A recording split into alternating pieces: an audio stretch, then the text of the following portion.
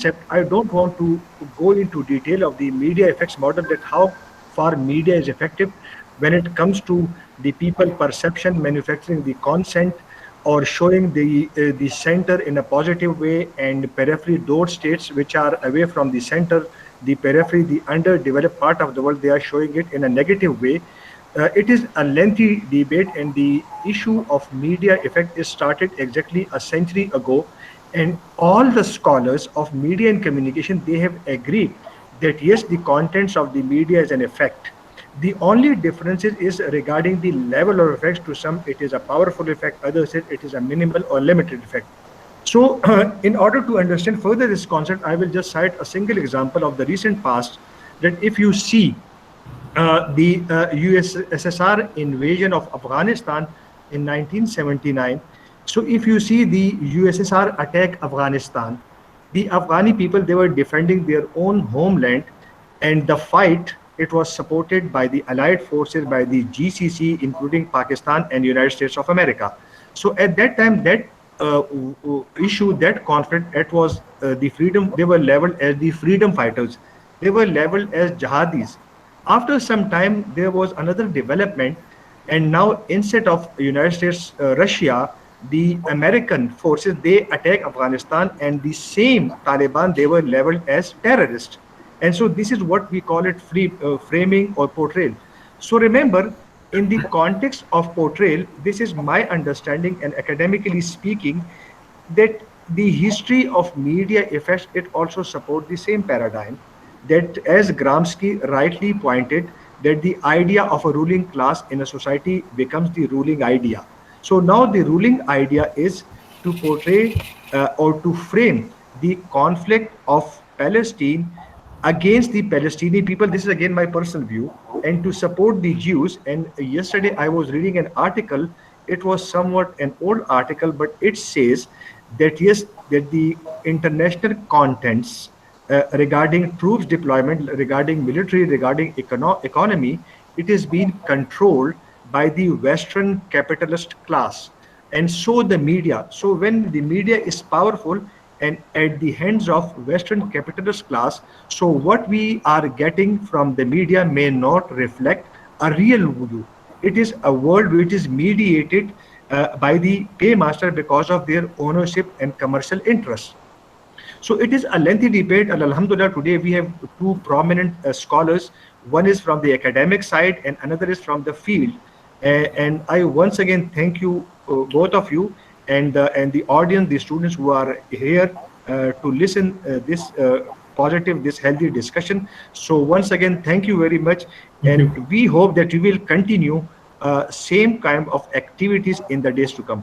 So with these few remarks, now I would like to hand over to Dr. Aisha. Thank you very much. Thank you, sir. Thank you very much. I would like Mr. Ahmed Khalaf Barakat to kindly share his good views with us, and then his views will be followed by Professor Dr. Abida Ashraf's views. Thank you very much. Sir, please. Thank you very much. Bismillah ar-Rahman ar-Rahim. First of all, I'd like to extend my sincere thanks to Professor Khalid and Khalid Sultan and the others who are, give importance to such important issue, no doubt about it. The second thing, let me start with correcting some terminology. In fact, when we say the Israeli-Palestinian conflict or Palestine conflict, in my opinion, it is not a conflict between two states. In case of India-Pakistan, for example, we can say conflict between India-Pakistan and Kashmir issue. But when it comes to Kashmiris, we cannot say Kashmiris are, in conflict with India. They are resisting the Indian occupation, and same as the Palestinians, they are, they did not go to Europe or to USA or to USSR or other countries to kill Jews or bring them from there. They came to themselves to the Palestinian land. They occupied the land there, and the Palestinians, they are resisting their existing. They are resisting against their existence, against their occupied homes, land, and this. So please kindly, maybe you agree or disagree with this term, but this is my personal opinion, that conflict usually between two states. And in case of Palestine, Kashmir, or others, there are, some freedom, resistance going on to liberate themselves, to liberate their lands and homes. Second thing, let me, as media, in fact, it's difficult to differentiate nowadays between media and politics, to be honest with you. Now, but who leads who? This is the question. In case of the last war between the resistance and Israeli forces, for example, I believe that politics led the show, and the media was, behind, and they are feeding or framing what politicians want. And one thing I want to clarify in this aspect, that this is around out of many other rounds. We cannot say that this is the final round between occupation and the victims. It is around. There were many rounds in 2008. There was in 2012, 2014, and these rounds, many, of course, lost their lives, and a lot of destruction happened. And the same case with now. We cannot say that this is the final round or the final victory for either sides. But one thing is important. It showed that before we had, psychological defeat. In fact, that this undefeatable Israel or army had no way to liberate land, and this, I think, this is this resistance came to put an end to such conception. The other thing that I would like to appreciate, the social media. Social media here played a very big role, and they broke the monopoly of the pro-Israeli Western media before, especially in USA, and because now they cannot hide the truth, and many people that came through Twitter, through Facebook, through Instagram, others, they tweeted, and a lot of light was shed on the issue of Palestine, and it brought the issue itself into the light again. It was about to finish, but now I think it became the issue of the whole Ummah, and united the whole Ummah around it. We have seen the reaction, in fact, in Pakistan, for example. Here we find the journalists, we find the social activists, social organizations, we find the parties, we find the government. All they have the same platform regarding the issue of Palestine, and regarding of the issue of the oppression, in a broader sense. Because they come to know that this is now not a matter that they occupy this part and that's it. No, they are gradually, they are trying to they are trying to expand and to get the land and to get the people as well. This is one thing. For the media, I can say here that media in general, it was sorry to say, it was more or less, it was biased in this covering of this war, and it biased in a sense that there is no middle, except with a few exceptions. For example, this USA media, it was totally like CNN, let me mention it, like Sky News, like this. They were totally pro-Israel in this, and they were showing that they were not only making equal the victim and the aggressors. No, they were showing that Israel has the right to defend itself, which I believe it is wrong, because at the end, these people, they are defending themselves against the real core, or the core issue is the occupation itself. Finish the occupation, then there is no resistance. Yeah, but since there's resistance, we as media men, we have to show that these people, they are fighting for their cause, which did not happen in US media. For Israeli media, for example, I followed the Israeli media. It was totally under military censorship this time. Before, it was considered, a free media, but this time not a single news came out without censorship. So this is a big change also in this media war regarding this last conflict or last war between freedom fighters and about this Israelis. Other thing which I want to correct here, that as media we used Hamas, as to show that Gaza is only Hamas fighting, which is, I believe, it was wrong, because Hamas was leading the fight, and there was other parties as well, Jihad Islami, this Al-Quds brigades, and they were fighting as well. So we have, as media men, we have also to be balanced and show the efforts of such people as well, which is done. Yes, Hamas, it was leading the battle, and this political, Palestinian Authority was leading the, the political aspect of this war. But at the end, it was not Hamas alone. It was Hamas backed by other factions, Palestinian factions, and by the people themselves. We have seen many people, as our sister Abida, she's also a human rightist. I'd like to say that the media ignored the human rights abuses, which is, occurred there. For example, targeting 67 children, to kill 67 children, to kill more 50% of the innocent people, to demolish towers for nothing. I think it's our duty as media to show or to frame this and to show that this is from international perspectives, it is wrong. From human rights perspective, it's wrong. She is a mother, we are fathers, and we know what does mean that to lose one son or one child or a wife or a husband. For the other media, it was divided in this aspect. Either it was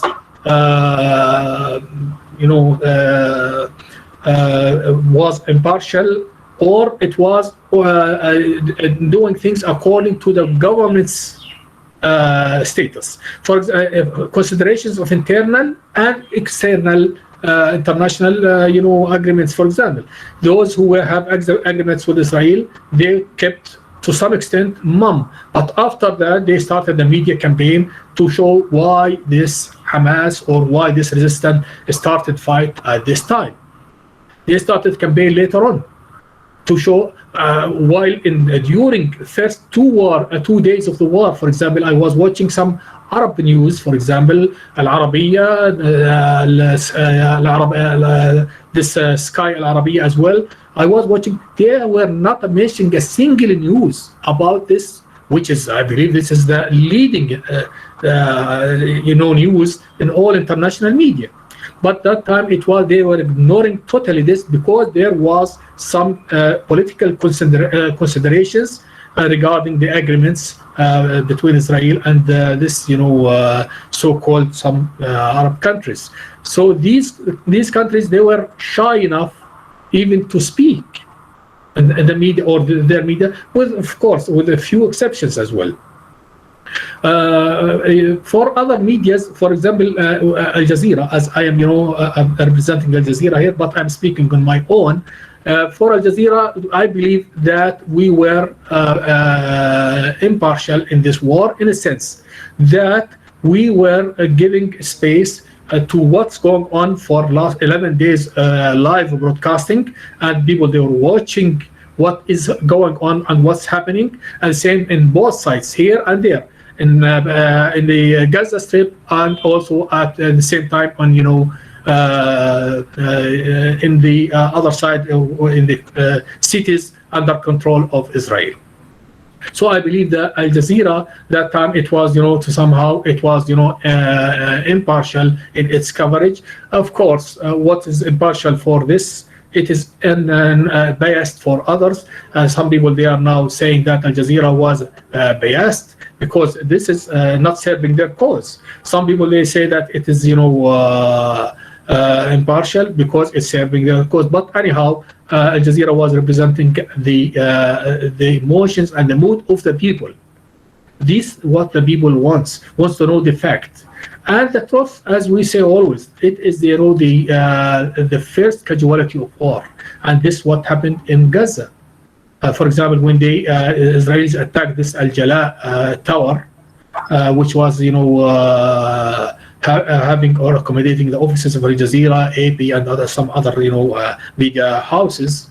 Everyone knows that this was to silence the media.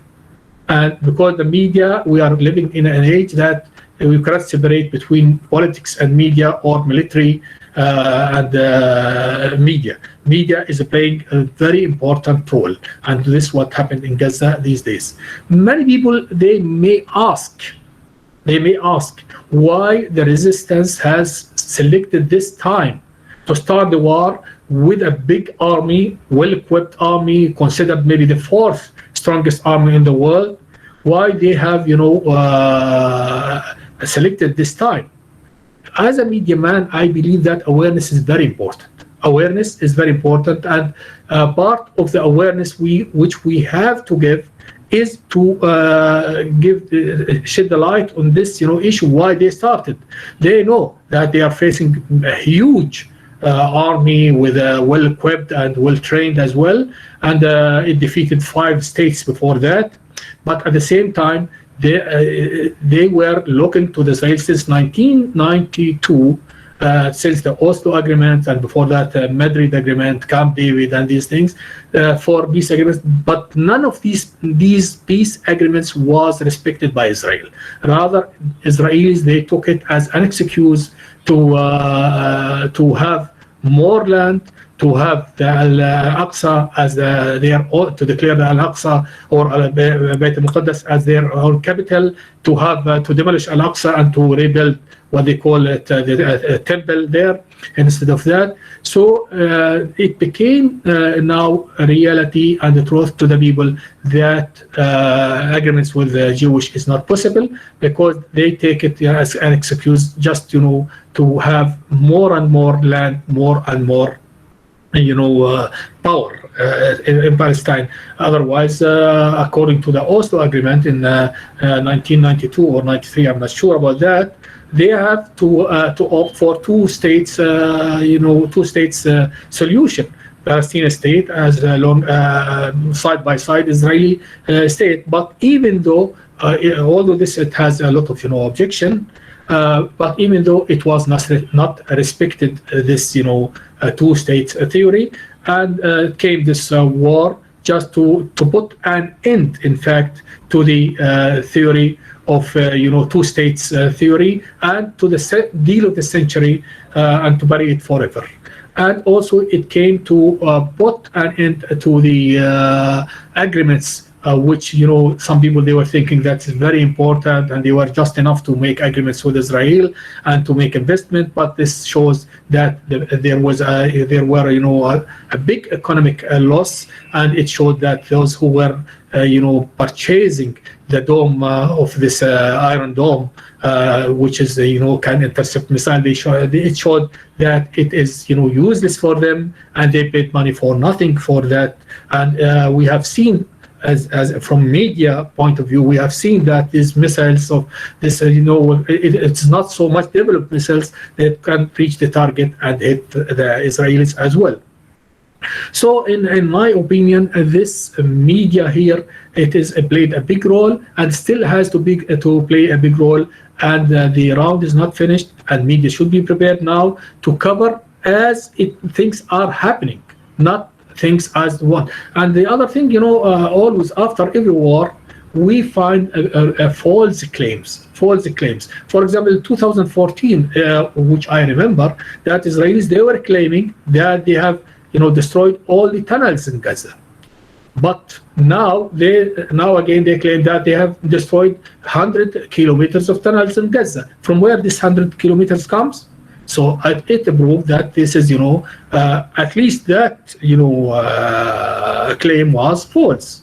And the tunnels were not there, and through these tunnels, this resistance, they were, able to, bring in thousands of, missiles, and to bring, very developed arms and ammunition as well. And some, of course, we cannot deny some has developed, internally, but many of, no doubt that it has been, brought from outside as well. So these media claims should not be trusted. Propaganda is a part of the war, as everyone knows. It's a part of the war. But the main issue is that this war was imposed in the Palestinian. And one thing which I believe as a media man, which has created that it reunited Palestine. reunited Palestine in a sense. For the last 73 years, Israelis, they were dividing Palestine into the land occupied in 1948, the land West Bank, Jerusalem, or Beit al-Muqaddas, Gaza Strip.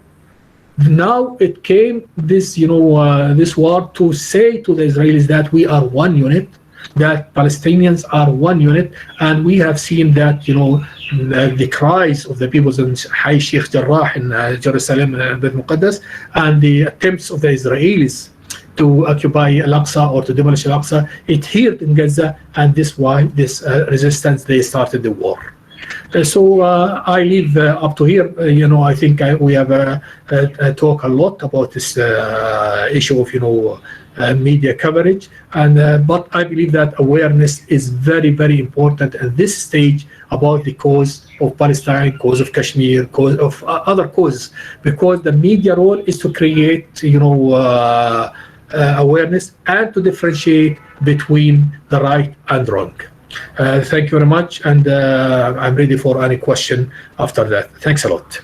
Thank you very much, sir, for sharing your very deep insights regarding the conflict and how media is playing the role. Now, I would like Dr. Abida to kindly share her valued opinion with us. Ma'am, kindly let me know, do I need to share the slides from here? Yes, please. Okay, I'll share my screen and then. Ahmed, please switch off your mic, please. Thank you. Oh, thank you. नहमदुहु व नसल्ली अला रसूलिहिल करीम औज़ु बिल्लाहि मिनश शैतानिर रजीम बिस्मिल्लाहिर रहमानिर रहीम.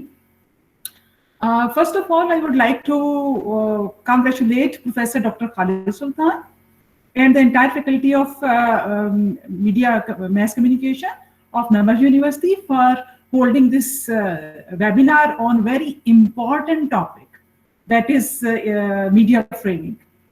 And I'm also thankful to Mr. Ahmed Barakat for highlighting very important aspects and for putting the phrase in the right direction and drawing our attention to the idea, to the term that is widely in use by professionals, by the media, and even by the academics, that is conflict.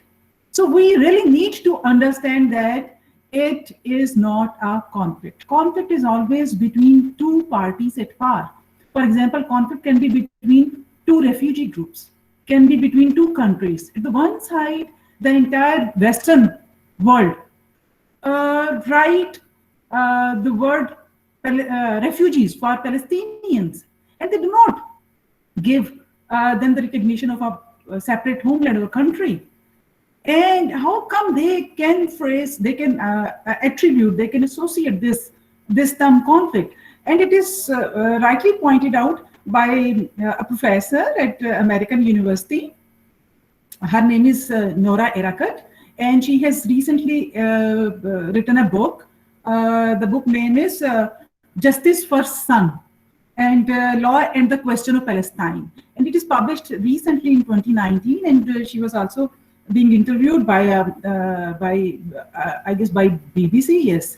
So where she also pointed out, she highlighted the very idea of conflict, that it is not a conflict, rather it is a asymmetrical warfare. So where the two parties' power is matchless. So whatever Israel occupies or whatever Israel controls and holds in terms of army, military munition, and aerospace technology. So I mean, it goes without saying that Palestine stands nowhere in this regard. So thank you very much. And also providing the professional perspective. So I would like to focus more on the academic perspective as well. Before going into the details at how media highlights the entire thing, it is very important, it is quite significant to understand the context, the history, because whatever is happening is its roots are there back in even before the World War I, and even in when there was riots in Russia in 1882, when the entire thing started and the Jews started gathering in Israel. So the roots are quite deep. But I would like to show a few things. The very first slide it shows, if you just have a look of the slide, so there are 4 graphs. The graph on the extreme left side with the green color is showing Palestinian land, and the land belonged to Palestine. It was, I mean, the entire land, 100% that belonged to Palestinians. And this period is prehistoric, you can say, and it went up to like 1947. The second graph is showing that the land reduced only to 44%. How and why? Because of the certain things that happened during First World War in the form of Balfour Declaration, and then with the League of Nations also recognized the entire thing, and in 1922. And then what happened in 1947? Because of the UN resolution 181. So through certain manipulations that is quite evident, that is well documented. So that's how the idea of 2 states was got recognition by the consensus of all the members, and the only 44% of land was given to Palestinians. And then later on, what we see that this thing got more shrunk in 1967. How? In 1967, what happened that Israel, there was a war with Israel and Arab countries, including Egypt, Jordan, and Syria. Though the war lasted only in 6 days, and what happened that very important, very significant areas, including Golan Heights and East Jerusalem and West Bank and Gaza Strip, all the 4 areas, they were controlled by Israelis.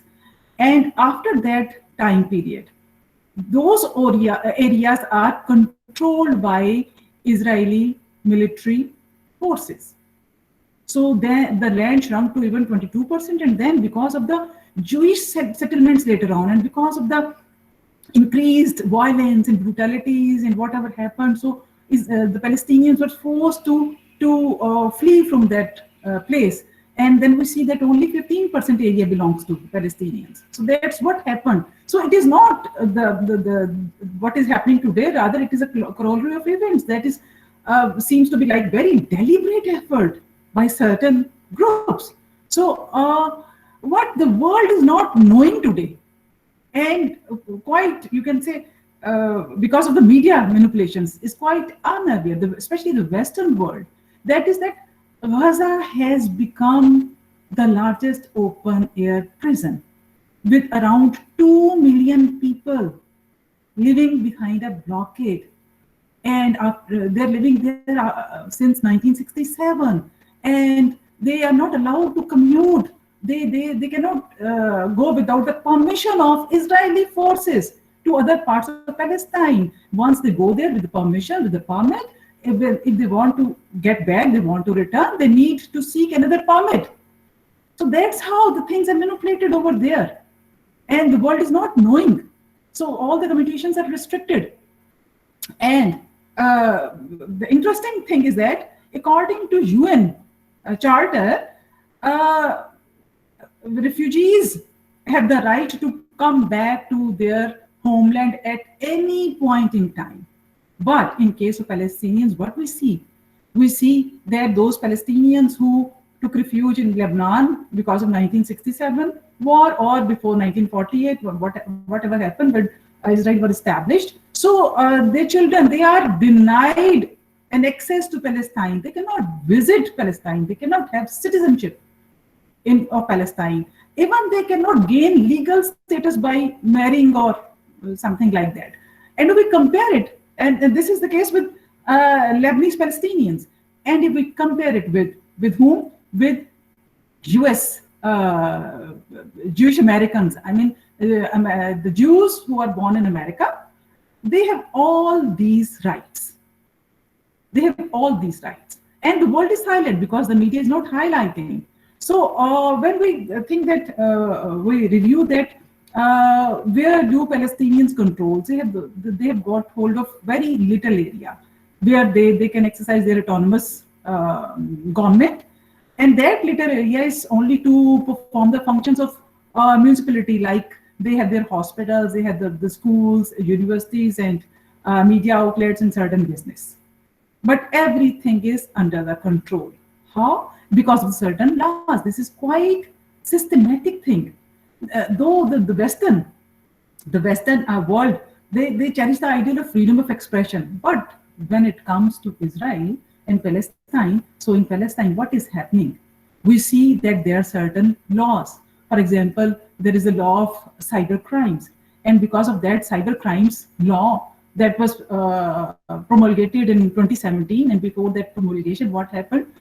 29 websites were blocked by Israel. And in that law, there is a clause that if government deem it like suitable, there is any kind of criticism on Israeli government by Palestinians, so the people can be put behind the bars for 15 years. What kind of law it is? Where is freedom of expression? And this is not the only law. There are certain other laws, including the law on publications and publishing that was there since 1995. And the clauses of that law, publishing and publications, clause article 7, 8, 9, and then 27 clearly state and curtail the freedom of expression. And the entire world is silent. And recently there are certain laws like administrative detention control. What is this law, administrative detention control? Under this thing, you know what happens? Once the Palestinians are captured, detained, what happens? There is no charge, so no trial. Without stating any charge that what was the problem or issue, so a person, an individual can be put behind the bars for a period of 3 months. So these are all laws that are there in Palestine, that are being exercised. Where is the media? Media framing. Why media is silent?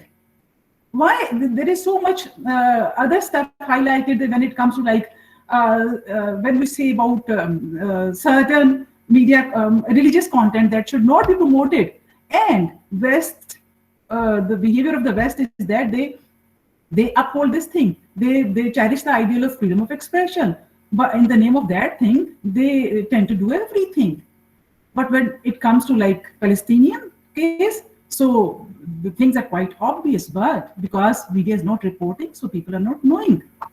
And then Israeli forces, what they tend to do, they are confiscating land, and they are bombing the orchards, and there are so many residential buildings, areas which have been bombed or destroyed through the rocket missiles and other things. But these stories are much underrepresented. Why? Because and what is happening? What Palestinians can do? Palestinians do not have any power. If we see what kind of like balance of power in terms of weapons and military power, so this slide shows another glimpse that. And interestingly, this slide is from 2005 because I have put all the sources there and I tried to include only that stuff which has a corroboration by the Western sources. So that's why. So even in 2005, the situation was that when it comes to main battle tanks and control combat aircrafts and artillery, Palestine has zero capability. And they are fighting it. They're saying that there is a conflict between whom? With the people who are powerless, who do not hold anything. And now, in terms of the aerospace technology and all this stuff, so the Western media is telling us, and recently, 15 days back, I was watching a documentary on Al Jazeera about the aerospace technology of Israel. That is quite matchless. Even Muslim countries, they are also buying that technology as well. So that's how what's happening over there. Aisha, can you please move to next slide? And this was with reference to military, and then when we see human loss in terms of human loss. So this slide is showing data from 2008 up till 2020. So this 12 years data is showing the human loss in part of Israel and Palestine.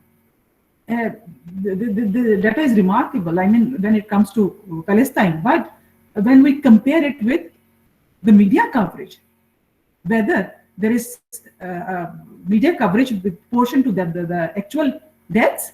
So we just get frustrated because media is not highlighting Palestinians. It seems as Palestinians are less human beings as compared to Israelis. Move to the next slide, please. And another interesting thing is that because this is all a deliberate movement. So the two graphs, the upper graph is showing the Palestinian Arab Jewish population patterns. The blue color is showing Jewish population and green is Arab population. And we see that in 1914, there was only 7% Jews over a period of time up till 1946. Why up till 1946? Because in 1947, UN resolution was passed. So what was the situation? That the number, the percentage rose up to 37%.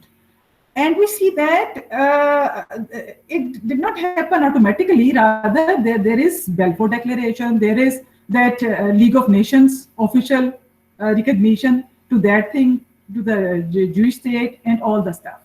And there was also an increased trend for the Jewish settlements and a protection to that policy as well, which resulted in, then we see that the ratio is reversed, is vice versa.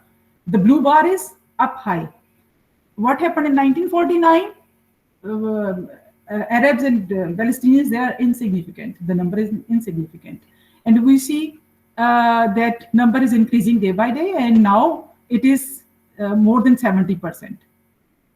So as compared to like less than 100 years, what happened?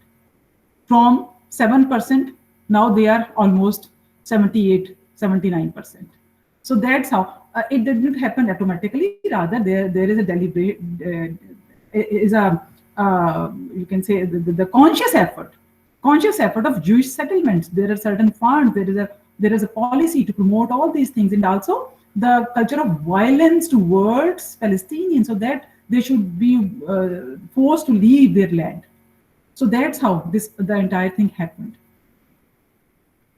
And now, if we talk about the media, that was the context, that what is happening and what has happened over a period of time, and what is the role of media, how media gave coverage. If media gave a fair coverage and transparent coverage to the entire thing, I'm sure that the things would be quite good as compared to like the situation which is now Palestinians are facing. So there has been abundance of disinformation, and there was a lot of perception management, and there was like conflict escalation and the promotion of violence and all the things. So history is manipulated. All the things are manipulated, and this manipulation is also supported by the media as well. So Palestinians, let's see that the very first example, that Palestinians belong to that land, that they are aboriginals. But how media, especially Western media, writes about them? People without a land. The people who are there, the land belongs to them, and they are without a land. They get recognition as a refugee over their own lands. And the terms that are used for them is refugee. Usually it is refugee. So this is quite, we cannot understand that why they are the status of Palestinians from the original people emerged into like refugees, but there is a systematic thing, and the roots are there in 1967 resolution by UN, that is 242, resolution 242. We can systematically follow the entire thing, and how the media supported this entire thing. And the claim of two nations was there, two states was there in Balfour Declaration. But what happened? What did, how they got this status? Because the UN manipulation. And in 1967, resolution 242. If we critically evaluate the contents of the resolution 242, the two words which are quite critical. The first term is refugees, the term that is used for Palestinians. And the second thing is, the areas are not, the land is not mentioned with the name, rather the term territories is used. So territories means, and when they are asked to withdraw their forces, Israeli forces, from those territories, so this becomes quite ambiguous. So that's why that UN Resolution 242 is still in limbo. And the media coverage also supported this thing. Aisha, can you move to the next slide? There have been so many studies conducted on the media framing the role of media, especially with reference to Israel-Palestine conflict. And an interesting study is by Gamson, who has identified 5 frames.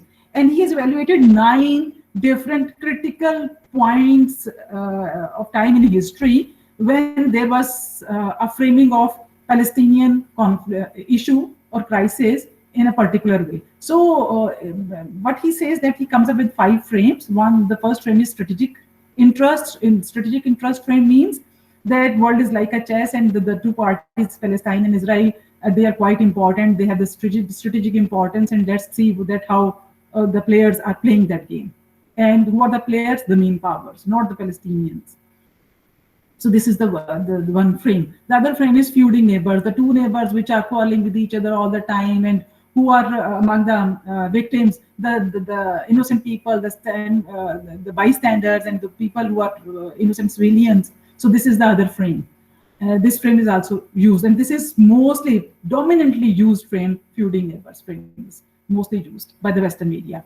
And the second mostly used frame is strategic interest. Then comes Arab intransigence. Intransigence means hard dharmi. They're stubborn, and with that frame, Israelis are victims. Why? Because Arabs are fanatics, and they do not want to resolve the conflict. They are at war all the time. They are in the habit of that thing. So this is another frame. And the fourth frame is quite different. That is Israeli expansionism, in which Arab as victims are shown. And this is quite less circulated frame. I mean, though it is there, but it is not quite popular frame. And then dual liberation, which should be there, but it was not much propagated. That is the desire for justice and compromise, and the right of 2 states, the concept of 2 states. So these are the 5 frames which Gamson has evaluated throughout the media over a period of time at critical points in history. For example, during 1967 war, and after 1948, the establishment of Israel, and other certain points, important points. Aisha, can you move to the next slide? So this slide is showing the overall media. That was with reference to Gamson, but what is happening with the media, what media has the potential to do. Media has the potential, media has the power to over-represent reality, and also the power to under-represent, can undermine and can highlight certain realities. So this is, we have a clear evidence in our recent memory. What happened with reference to 9/11 in the case of Twin Towers? The entire media, CNN, global media, was focusing on and all the time telecasted the image of Twin Towers collapsing and going down. So that's how it became the societal memory, rather global memory. And this global memory, this is over-representation. And because of that societal memory, what happened? That the narrative of war against terrorism was promoted, got recognition and accepted by almost the entire world. So that's how, when certain realities are over-represented, those realities are embraced, are accepted by the entire world. But when certain realities are not highlighted, they are not there in the media, nobody is knowing. Even though the repercussions or the severity of the incident, maybe that is much more higher as compared to 9/11 in terms of human loss, in terms of so many other things. But since it is not there in the media, so people do not know about that thing. I would like to quote an example from Alison Weir. Who is Alison Weir? So Alison Weir, she is actually co-founder of If Americans Knew, and she's also working as a journalist as well. So she shares her memory before 9/11. That what happened? What does she say? She says that my personal awakening to these facts with reference to Palestine. These facts and other began in the autumn of 2000 when the Palestinian uprising known as the Second Intifada began, and was for a while at least in the American news. So it means earlier it was not in the American news and people were not knowing. And because of the Second Intifada, people it got the attention of the people. And what happened?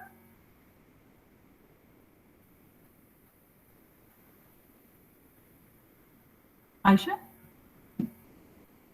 I was reading the excerpt from Alison Weir's book. What does she say? That she says that I grew curious about this conflict, determined to follow the news on it, and noticed quickly how one-sided the news coverage appeared to be. While we heard from and about Israelis frequently, the Palestinian side seemed to be largely glossed over at minimum, and was sometimes completely hidden. So that's the American perspective. I mean, the lady who is from America, when she knew about the entire thing because of the Second Intifada, and because of the Second Intifada, the news was there in American mainstream media. So that's where the moment came more critical, and it drew people's attention. Can we move to the next slide? So this was the case of overrepresentation, 9/11, and the entire thing. And in case of Intifada, so yes, it drew people's attention with reference to underrepresentation. Noam Chomsky, who is belongs to critical paradigm, and we media communication scholars, we are quite familiar and we cherish him much. And what does he say? He says, when Israelis in the occupied territories now claim that they have to defend themselves. What Israelis are saying? Israelis are saying that they're forced to, they're obliged to defend themselves. So what does he say? They are defending themselves in the sense that any military occupier has to defend himself against the population they are crushing. So they are defending against the people whom the Israeli forces are crushing, are killing. So you can't defend yourself when you are militarily occupying someone else's land. That's not defense. Call it what you like. It's not defense. So that's what Chomsky is saying. But where is that perspective? Whether that and this perspective is borrowed by so many Western academicians and media as well. But where is that perspective? That perspective is undermined. That perspective is not much highlighted. That is underrepresented. Aisha, can you move to the next slide? My laptop battery is getting down. Another frame is media accountability. So when we talk about media accountability, the very important role of media is a watchdog role. And we believe all the media people, they believe that yes, media can perform this watchdog role. But interestingly, here's a quote from Major General Moshe Yaalon. Who is Moshe Yaalon? Moshe Yaalon is he was in 2002. He was Israel Defense Forces Chief of Staff, and later on he assumed the power of Defense Minister. And what does he say? He says when there was coverage on CNN about this Second Intifada and after that. So what does he say? He's saying this is first and foremost a war of ideology.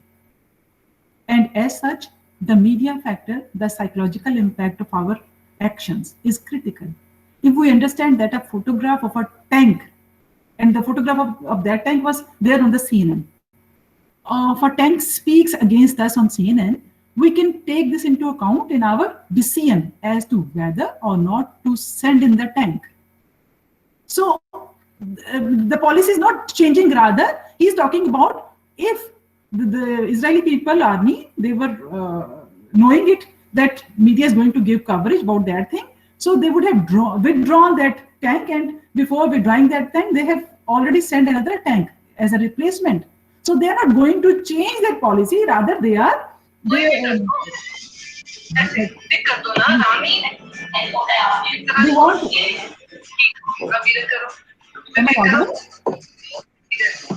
Am I audible? Can you listen? Ji sir, ji ma'am. Ma'am Faiza, can you please switch off your mic? Madam Faiza. Can you move? Sorry, to the ma'am. next Sorry one, for the please? disturbance. So I was talking about the role of media accountability and how if the media is controlled and owned by by certain people who have a particular ideology, so can we really expect that they are going to hold accountable to certain people who are oppressors? The response is, the answer is no. So with reference to ethnic conflict, so the entire media made it an ethnic conflict. How, when there is any conflict that has certain values in it, so what happens that because of that value system, it tends to be intrapersonal. Why? Because people tend to interpret that conflict in the light of their belief system, in the light of their ideology. Whether they're directly involved, they are directly getting information about that thing or not, they tend to stick with that thing. So that's how this Jewish thing and the pro-Jewish perspective that propel that sentiment and that ideology of ethnicity within the Jewish people as well, and particularly the Zionism and Zionists. And this the value-based conflicts. This thing we can also see in terms of that xenophobia, how it emerged, and especially Islamophobia. The entire Muslim world is quite different as compared to like how Western media portrays them. So they tend to portray the entire Muslim world with one brush, which is quite incorrect. But because of that value-based conflict perspective, so this the idea of Islamophobia, racism, and xenophobia, the entire thing appeared. So can we move to the next slide, please? This is the very important thing: how Western media manipulated the entire content and tried to dehumanize Palestinians. Means Palestinians are less human beings. How? It is quite systematic. We need to understand it. How? Though there was much loss, human loss, as was shown in the second or third slide, with reference to Palestinians, that is, I mean, matchless when it comes to Israel. There is much higher number, even in the contemporary world. So human loss was covered in terms of like Palestinian suicide bombers. They tend to kill Israelis, and that stories were much highlighted in the past, not in the recent past, but if we trace this crisis from 1967, so that's what's happening. So the dominant image, what is the dominant image? The dominant image is a faceless, unprovoked Palestinian. Unprovoked. Nobody is going to provoke a Palestinian, but he is a terrorist, unprovoked Palestinian terrorist, engaged in random killing of. So this quotation is from New York Times. Israelis on an almost daily basis. So they are killing Israelis on an almost daily basis. The Palestinians murder a 10-month-old Jewish baby. 10-month age, that's how they're gaining sympathies, and they're becoming humans, and Palestinians are less humans because they do not care for the babies even. And Jewish baby. So this is also from New York Times.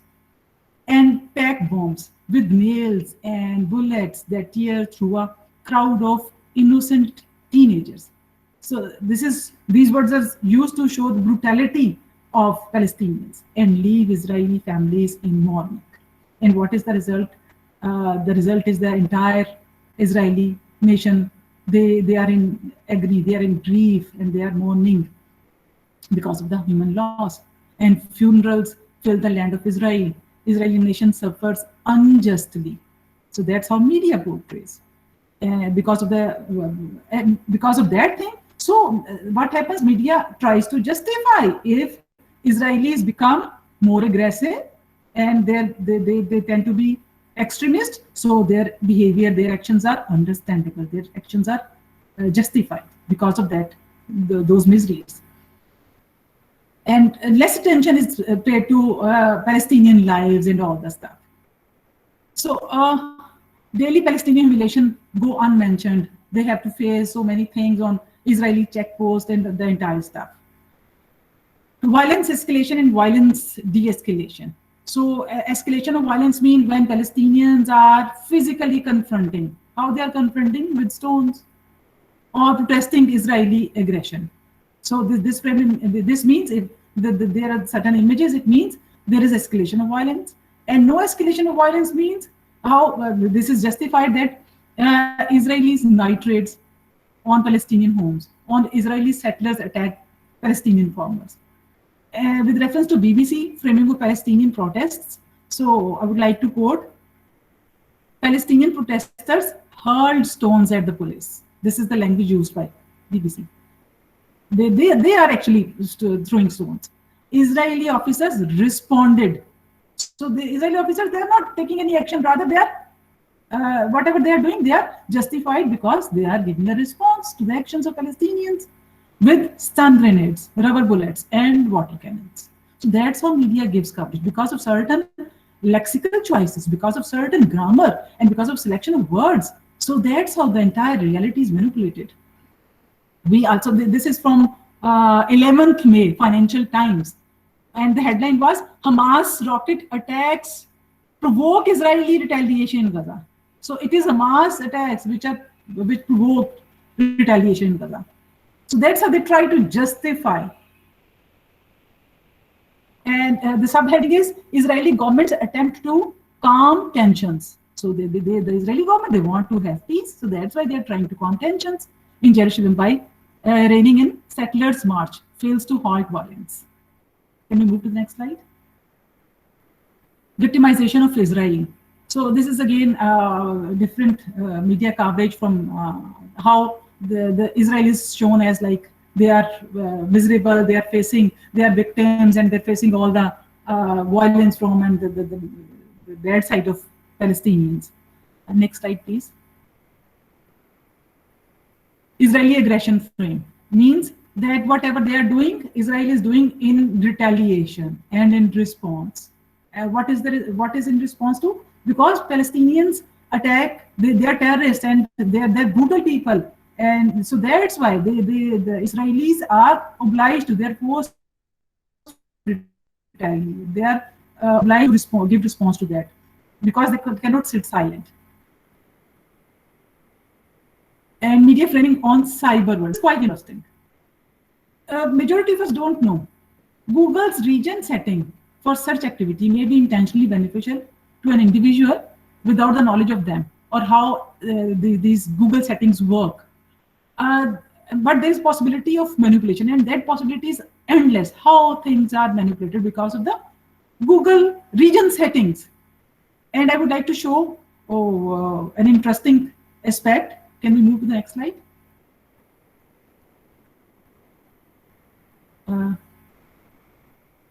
I think you have missed one slide. The previous one. So the case of manipulations. This is not. Can you go to the next to the previous slide, please? Yes. If in the recent past, people searched with the term, "What do terrorists wear on the head?" and the images that appeared on the screen on Google search. So this is a screenshot of Google search. So the images with kafiye, that is headscarf worn by Palestinians. So that's how certain associations are developed. That's how certain associations are developed. And so many accounts on Facebook, Twitter, and Instagram were blocked. Why? Because they were pro-Palestinians. And what kind of explanation was given for blocking those accounts? That those accounts, there was content that included the two terms, that is Al-Aqsa or Al-Quds. So because of the use of these two words, so many Facebook pages, Instagram and Twitter were blocked.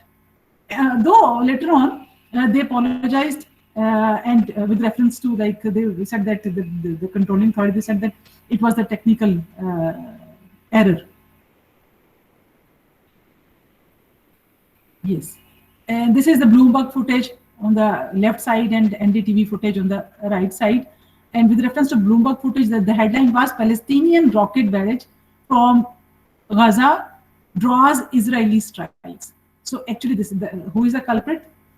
Gaza. So they are making Israelis, they're forcing Israelis to attack on Gaza. So the marker of terrorism, which is habitually attached to Palestinians in news coverage, to the exclusion of its Israeli counterpart. Yeah, I mean, Israeli as a counterpart is not present, even present in the news. And it shows that how normal and deviant dichotomies are constructed by the media. And the deadly, this is with reference to BBC News on 10th May 2021. What was the headline? Deadly airstrikes hit Gaza after rocket attacks. So over 200 rockets fired at Israel in response to Gaza strikes. This is also given by NDTV. So what point I want to make is this heightened coverage of rocket missile fired into Israel. That all the time we're seeing attacks and fire by Gaza, the missiles and rockets, they are there. So this telecast, this footage helped to work well to undermine Palestinian image. And finally, it also contributed to undermine the cause. And what kind of image, if we compare it with the Arab social media and the Muslim world media, social media. So what kind of narratives, the dominant narratives were there on that media over a period of time? The narrative and the discourse of endurance. They are there to face whatever. They're ready to face the brunt of, like, they are ready to face all the things, and they are very persistent. They are very steadfast. The Palestinians, and they're facing all the miseries created by Jews. This guy, the old man against a wall that states Lantrahal means never going to leave. So this is also showing steadfastness or the endurance. And this Palestinian guy wearing khaki is also showing that just sort of steadfastness or endurance. So that's how these kind of narratives are highlighted. So, but now recently the entire situation is changed, and now the human rights violations, killings, human loss, and all the other things, they are also there. These are the prominent and mostly circulated images. And we see that because of the different kind of media, we also see different styles of coverage. And because of certain tools, techniques, strategies, and policies, that media coverage can be different, though the reality is same, but because of the language, because of the framing, because of the slant, angle, and because of the certain linguistics and media manipulations and selection of realities as well. When journalists tend to select certain realities, means they are going to reject other realities because media has got limited space. So because of these certain professional constraints and other things as well, and most of the times there is deliberately manipulated content as well. So in a study of, I would like to share this study, in a study of 91 articles chosen from New York Times for news and editorial coverage given to that Operation Cast Lead. So what was the result? That although Palestinian died at a rate 106 times more than Israelis, the New York Times engaged in a practice of media bias that resulted in coverage of only 3% Palestinian deaths. Aisha, can you move to the next slide, because the graph will show more details. So if we look at this graph shows actual deaths that happened during this Operation Cast Lead. Actual deaths, Israeli 13, and the other column is showing Palestinian 1385. And media coverage, 5 Israelis. If there are 13 Israelis killed, the coverage given to the deaths is 5. And Palestinians, actual deaths are 1385, and media coverage is only 43. So again, we also see with reference to deaths reported in full article, then That's reported only in headlines. So that's how this entire thing shows the systematic manipulation of the media.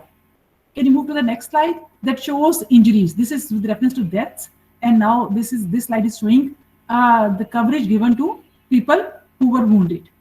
So the first column is showing right column is showing Palestinians, and the middle column is showing Israelis. So actual injuries, Israelis 197 as compared to Palestinians 5,300. And these are those facts and figures which are recorded by the Western sources. The actual number can be much more higher, especially with reference to Palestinians. And what's about media coverage? Only 3 Palestinians. We see only 3 Palestinians out of 5,300. So that's how reality is manipulated. When the innocent people, the public, wherever they are, whether they belong to America or Canada or any other part of the world, then they are not getting information, they are not getting knowledge about what is happening in the world or in Palestine especially. So how come they are going to understand and support Palestinian cause? Can you move to the next slide? This is with reference to an interesting book that is written by Khalil Azhar, and the title is American Foreign Policy and its links with terrorism in the Middle East. So he concludes the losses and sufferings of the Palestinians thus are made acceptable in the body of editorial commentary. So that's how, when we are choosing certain words, lexical choices, so the journalists tend to justify the sufferings of Palestinians, the killings of Palestinians. Their human loss are often ignored or minimized, as it is shown in the previous slides. Israeli troops, as distinguished from the people of Israel, they kill faceless, nameless groups of Palestinians. When you're not going to identify a Palestinian, so it goes unnoticed. The number of dead goes unreported. Or when 20,000 Israeli troops, this is from New York Times, in full battle dress, riding in tanks and bagged by fire from Apache attack helicopters, rip their way through large refugee camps. The harm is summarized simply as more than 160 Palestinians dead. So the human loss from the destruction of hundreds of houses, the innumerable roadblocks and daily Palestinian humiliation, that is not mentioned in the media, that is nowhere in the media. What is missing? What are the things which are not highlighted in the media? Missing frame is that Palestinians need for justice. The Palestinians, they are chanting slogans for justice, they are asking for justice, but the entire world is silent. Justice not in terms of only getting their homeland, in terms of their children, they are put behind the bars, they are being killed on daily basis, they face that humiliation. So where is the justice? Where are the authorities? Where is UN? Where is human rights authorities? A recognition of Palestinian humanity, that is also goes unnoticed, that is undermined, that is the absent frame, along with other so many frames. And scale of human rights violations, that there is a huge number of human rights violations, but whether they are reported. And here I would like to also share, there is a report government issued by Government Media Office, that is by Mahmoud Abbas government ministry. So they have compiled a report of the 11 days war, and they have given all the facts and figures in that report. But whether that report, the data given in that report, whether it is there in the media, especially in the Western media, no. Whose sources are dominating in the Western media? It's a big question. So Israeli oppression, this is a missing frame. Narratives of victimization, hate, military operations carried out in Palestinian areas. So these are not much highlighted, missing frames. And historical background.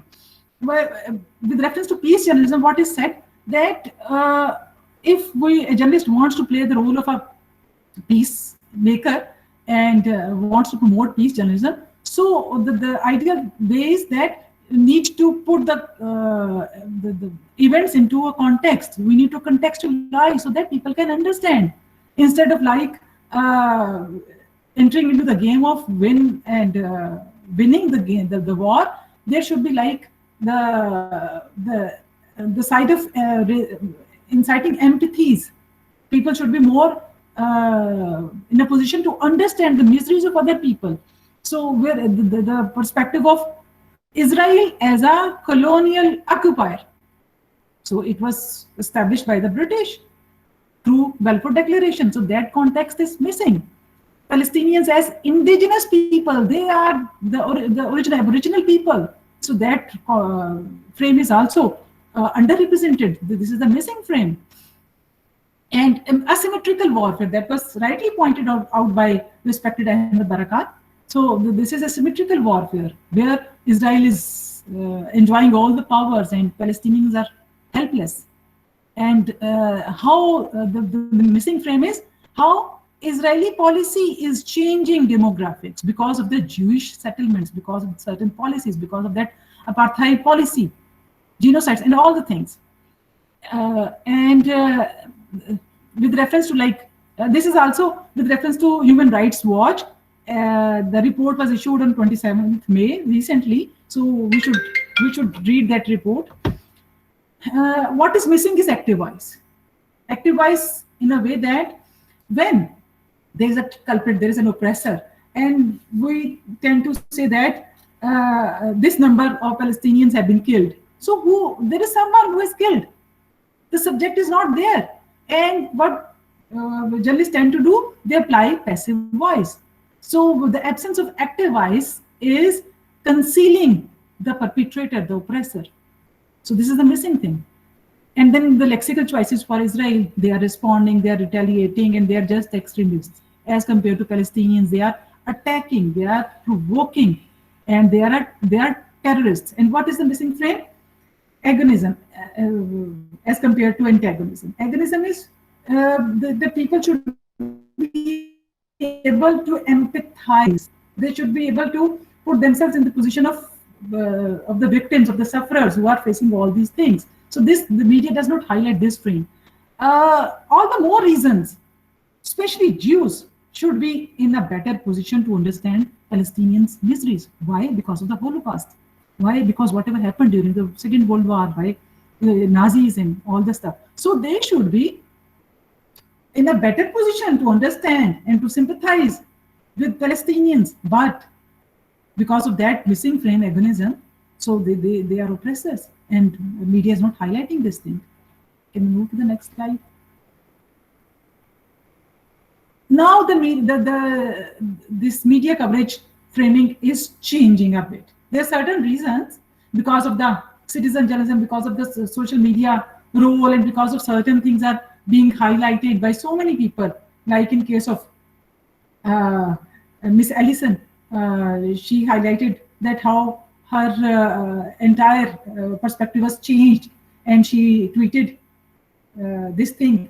So that's how people are knowing, the world is knowing that how realities are manipulated. So that's why mainstream media and pro-Israeli media is obliged to change its position. And because of certain political strings as well, because Netanyahu elections, what is happening in Israel, what happened in Israel, so he has almost lost his position and popularity as compared to the two other parties.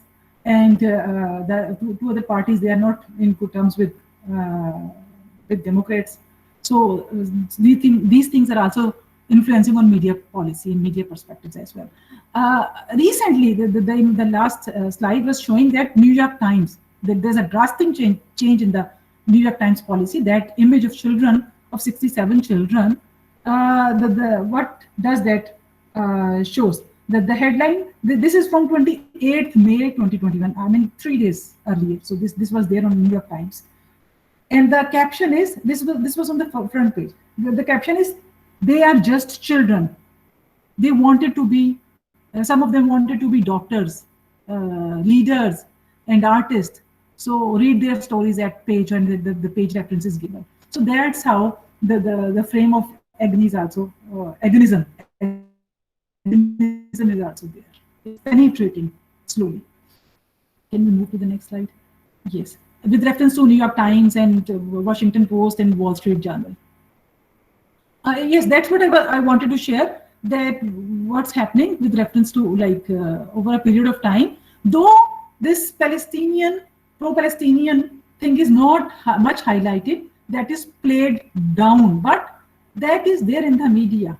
So if we do a search, and this study is done through a search of the archives of New York Times, Washington Post and Wall Street Journal, and the study was done through Factiva, aggregator Factiva, for the 5 years time period, and the study finds 1077 articles with the terms Israel, Palestine and two-state solution. And while pairing Israel, Palestine with one-state solution, only 93 results appear. In case of Washington Post, that's the same search, the same terms are applied for the search, and for two-state solution, 283 articles appeared as compared to one-state nation, only 18 articles appeared over a period of 5 years. And with reference to Wall Street Journal, the ratio is 595 to 20. So what does it mean? So this essentially means that regardless of the wishes of Israel or US, a one-state solution is not the wish of the international community. It gives recognition to the distinction between Palestinians and Israelis as two separate sovereign entities, and which calls for an acknowledgement of human rights and accountability as well. Next slide, please. Yes. So now the question arises, what we can do or what should be done? So the very important thing is that we need to educate on media manipulation, how we need to educate the entire new generation that in what ways, through what techniques, what strategies and what tools media can manipulate realities. So there should be a compulsory course of digital media information literacy or digital information literacy, because we must be knowing about confirmation bias or fake news or hawk or reverse image thing or so many other things. There's a long list, and there's certain other sources through which we can also do a confirmation thing like fact check, and there's so many databases as well. The other things we need to do is we need to promote this responsible citizen journalism, and we also need to this is on the short-term basis, and on the long-term basis what we need to do is that we need to establish our own centered media thing, like and economic hub as well. For example, in case of Western world, they have this IMF, they have this World Bank and other financial institutions. We should also establish such institutions as an alternate for the entire Islamic countries, and these things should be functional, not like OIC, not for the namesake. We need to make it. We need to establish at the first level. We need to establish our media that is there, that is voicing Muslim Ummah, that is highlighting the miseries of Syrians, the miseries of what is happening in Myanmar, the miseries of Kashmiris, the miseries of Palestinians. And we are doing nothing. We are just like, what we are doing is playing the role of a silent observer. And what we are expecting that Western media should give a very fair, transparent and balanced coverage. Why do we expect, even after a long history of like victimization, why we are expecting such things? We need to establish these things by ourselves. Thank you very much.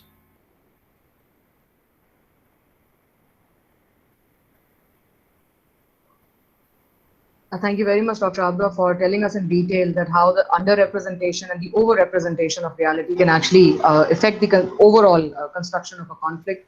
And I would like the students or any faculty members who would like to comment or have a question in their mind.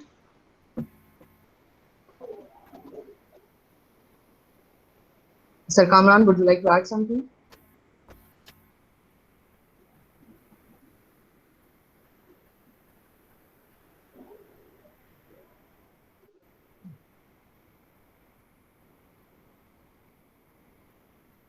Actually, in the chat box, we have a lot of appreciation for the session that we held. Sir, please, Sir Kamran. First of all, thank you, Dr. Abida, for joining us over here, and our respected guests, Ahmed. And I'm really thankful to the management and especially Dr. Aisha that you see this was a wonderful session. Dr. Abida, as you already explained in detail about the human rights situation and Palestine crisis and its coverage, definitely you see that we need to understand that you already pointed out, and this is really very fruitful for our students. They should know that how media coverage and its manipulation can cause different versions of realities. Dr. Abida, how absent discourses in long term actually settle conflicts and make those developments as new realities? A brief explanation would help our students. How the absent discourses, I mean, we have already discussed in detail, but the things which you see that never come into the light, and there are manipulative forces, especially in the context of media industry. Thank you very much for asking this intelligent question. Thank you very much.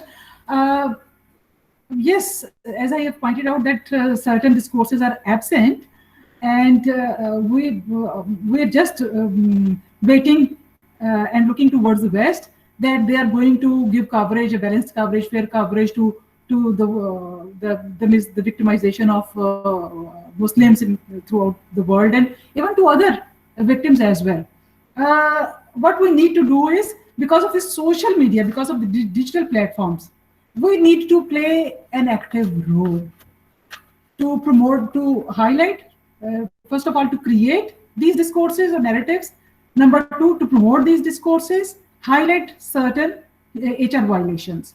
What I am observing, especially with reference to Pakistan, our youth, because we have youth tsunami here, with the population, major population chunk belongs to youth, how they are using digital platforms and social media. So this is not quite a healthy trend. They are most of the times they are engaged in in futile discussions, and then they, what I used to say, that they play the role of a postman. They are just receiving certain posts on Facebook or on WhatsApp or on other sources, from other sources, and without going into details, without even verifying those contents, what they tend to do, they just play the role of postman. They forward to other things, to other groups. So this is not quite healthy thing. So if we really want to create discourses and to address those realities which are not there, which are not highlighted in the Western media or certain media, so we really need to be consciously doing all this stuff. We should be writing blogs, we should be posting, creating YouTube channels, because these things do not demand money or degrees or certain things. Or just with the smartphone, you can voice your opinion, you can create awareness, you can promote certain discourses. Why not you try to, our youth, I mean, they do not try to establish networks and to get connected with the Palestinian refugees and take their direct perspectives. For example, what I did in my last webinar, I deliberately tried to include a voice of a Palestinian refugee, Leen Saleh. So that's how we can support Palestinians, and especially Palestinians, and also the discourses which are not there, which are absent. That's how we can also highlight those discourses. That's how we can also promote those discourses. Thank you very much, Dr. Abida. Sir Ahmed, there is a question for you in the chat from Tim Warner. He's asking that the question is about the reconstruction of Gaza, especially in the backdrop of the political divide between Ramallah-led Fatah and Gaza-based Hamas. So he's basically asking that whether the rebuild or the main portion of the rebuild will fall into Mahmoud Abbas' hand. How do you would you like to comment on that? Well, let me first of all thank Dr. Abida for highlighting the issue. Regarding this, I believe that reconstruction is the biggest now the challenge. The biggest challenge now is the reconstruction. As we know that the some countries they have already paid more money more than which is needed. They are now offering $500 million, while the estimation of the destruction now is only 350 million. But the question is that who is going to rebuild? This is the challenge. Now, Americans and Israelis, they're insisting that this money should not be handed over to the elected government in Gaza, which is now ruled by Hamas. So they are insisting that this should be reconstructed, or the construction should be done through their companies, or companies, at least, Egyptian and UAE companies and this, which people, in fact, they don't trust much. And the other thing, for the Palestinian Authority, also this money, there are proposals to give this money also to Palestinian Authority as well for reconstruction. And everyone knows that there is a big rift between this resistance in Gaza and the Palestinian Authority as well. So now it is a big challenge who is going to reconstruct if the resistance or led by Hamas, if they accept the conditions that they will other companies will allow, this might be used against them in the future. But if they refuse, again, there will be media campaigns that look, they are against the reconstruction of the homes of those destroyed people. So in both cases, it is a matter of challenge for this resistance, whether to accept, not to accept. This is in both ways. It is very hard and very difficult time for them. The other thing, let me just comment on what Sister said, that as a media people, I think we should show that the whole Palestinian issue came to the light again, and it became to its original, in fact, shape. Palestinian issue started as international issue, then it became to Muslims issue, then it became to Arab issue, then Middle East issue, then became to Palestinian issue. Now, again, it has became international issue as well, and it proved as well that the helplessness of the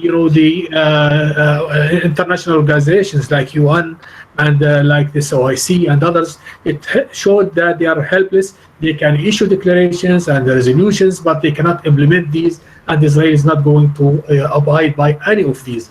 So this also gives insight that we have not to depend on what is said, we have to depend on what we can do. This is one thing, and it deepens the differences between the Israelis themselves. Israel, as we know, that there are two factions: Israeli religious people and Israeli Zionists. That Israeli religious people, they believe that there should not be a Jewish state, but on the other side, Zionists, they believe that in a state. And according to the religious people, which they call them Siknaj in Jerusalem and some parts of Palestine, they say that this is the end of Israel. This will be the end of Israel. So this war to deepen these differences between both sides. And last point, which I want to comment, that we find that Israeli leadership, that they have they don't hesitate to use the blood for their politics. As we know that for every war, when Netanyahu doesn't give the majority as a prime minister, he makes these wars to extend his role as in the politics. Thank you very much. Thank you, sir. Sir Kashif, you would like to ask something? Myself, first of all, I want to thank you, both of our participants, for giving this opportunity to our students so that they can understand this topic. And can you hear me? Ji, sir, please carry on. Okay. My question is regarding the anti-Semitic notion in the Western media. Like our foreign minister, when he visited the USA, and he was interviewed by a lady, Bayana, and then Prime Minister, responding to a question of our foreign minister, said that Israel have deep pockets. That's why Western media supports them. And she said, your remarks are anti-Semitic. I'm a bit confused. How do they consider those remarks anti-Semitic? What does it mean that if an American person says that Pakistan has deep pockets, does it mean that it is anti-Muslim remarks? So any one of you, if you could explain this thing for me. Thank you. I think, sir, both of you, ma'am, you can also briefly comment on this. Dr. Abdul, would you like to say? Yes, thank you. Actually, if we analyze the term, what does it mean, Semitic, or then we can analyze that anti-mean not Semitic. So, Semitic mean a major branch of the Afro-Asiatic languages family, of or relating to the group of Semitic languages. So, the people who are speaking particular language. So, with this reference, there are so many non-Jews people who speak the same language. They are not Jew, and they can be considered as Semitic. So anti-Semitic means that if you are going to victimize them on these grounds. So, but what is happening? So this is the academic meaning. What is happening? Because the association of this term in this everyday world is quite different. So this term is associated with particularly with Jews and Jews of that area. So there's a need to counter this thing as well. And whatever our foreign minister said that his point of view was correct. That yes, there is a systematic manipulation of the content and the media ownership patterns, the increased conglomeration trends, the concentration of power and the concentration of media ownership also highlights the same thing. And interestingly, I was preparing this presentation and I thought that I should be including certain perspectives of the Israeli media. And what was happening that I was unable to have an access to that Israeli media. So what is happening that because of that concept, the media is playing, media is manipulating with that thing. And there needs to be needs to create an awareness of the terms and its etymology, that what does it really mean, and we need to counter it as well. Thank you. Sir Ahmed, please. Just I want just to add one thing, that is, these terms again, it is used just to justify. No way to say that. For example, they created the anti-Holocaust, anti-Semitic, and these things. These are just to justify, not to discuss their issues. And I believe even such things should be come into existence, should be discussed. Why, for example, this Holocaust not to be discussed? It can be discussed, and the reality can be, exposed to the people. And this is the role of media. But they again, what the carp, or what they say, that they gauge that that no one can speak about this and no one can question this. So these terms, I believe that they are serving certain political motivations. They have to be. Otherwise, if you look into that what foreign minister said the other day, that previously in the CNN interview, nothing to do, nothing insulting, nothing, even there was no indication on that. There's no indication. But again, just to escape the result, and just to show the bias again, they have tagged it as anti-Semitic. Thank you much. Thank you very much. I will just take the last question. I know we have already taken an ample amount of time from both of you. Khadija and Suhail, if you can just briefly ask your questions and then they can answer. Please, Khadija, carry on. Hello. Yes, thank you so audible. much. Thank you so much for having this session. It was quite insightful. I was wondering, because there's so much conversation going around on social media platforms about the whole situation, and how vocabulary is important, and how we need to discuss the history behind it, and how we need to actually understand the issue. Ever since the Nakba in the year 1948, when it began, there have been many settlers coming into Israel, and we say that peace agreements have been offered by the UN, but Israel is not willing to take up onto the said agreements.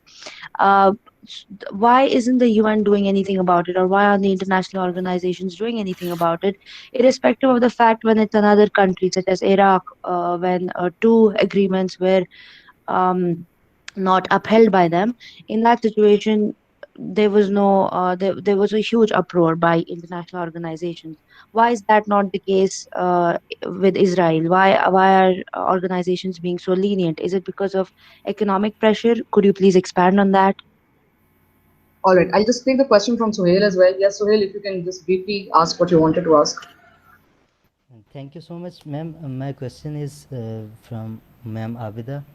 I think everyone has his own version of meaning of terrorism. Like Israel and European media is exposing Palestinians as terrorists. They have suppressed, censored the voice of Palestine. This is the practice, I think this is the practice that we also adopted in the context of Taliban. I know this is controversial, but you can understand my point. Can we relate this to the Palestinian issue, because we also did this to Taliban? If yes, then isn't it justified for every power to suppress every powerless or less powered community? Thank you very much. Ma'am, sir, you can please proceed. With reference to the question that this gentleman asked, I would like to quote an example from the Daily. The Daily is a podcast. The Daily is a podcast of New York Times. And recently, New York Times, it's the podcast, The Daily, with the title The Daily, interviewed a Palestinian woman whose name was Raf Halak. So what happened that she was trying to share the perspective of Palestinian resistance. And what happened that on the Daily, her statement was edited.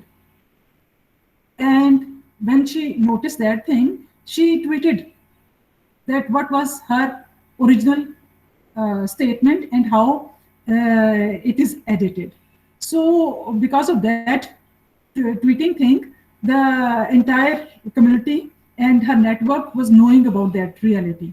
So that's how we can also counter this thing, which that I think Rahman has pointed out. And the other thing that with reference to UN, that what kind of role UN is playing, and all the countries of the world are by default its members, but in spite of all the powers, we do not see any conflicts resolved because of the UN, significant conflicts. So why is it so? There are certain reasons. Number one, there's a very popular saying that beggars can be choosers.